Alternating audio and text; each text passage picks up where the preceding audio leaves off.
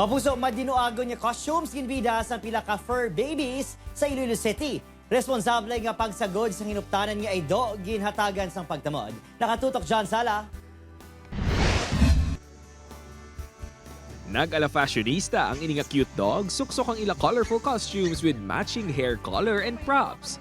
May ara man yung nakasakay pa sa stroller nga kasubo nga baby.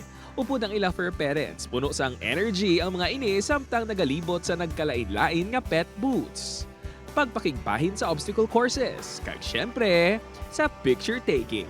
Ang fur parent kasi Renessa, ginreserba gid ang ininga adlaw para makabonding ang iya ido nga poodle. Nga agaw atensyon bangod daw mga model sa ilang madinuagon nga costume.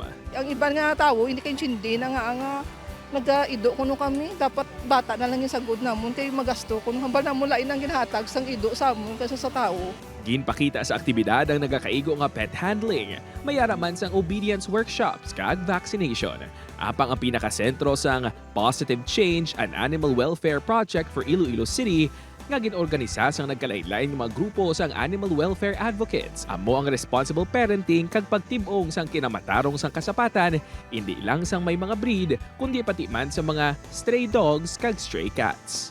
At the end of the day, the goal is nga sa Iloilo City, we respect the lives of not just our Ilonggos, but also their pets. As we know, Subong, animal welfare cases are also on the rise, di ba?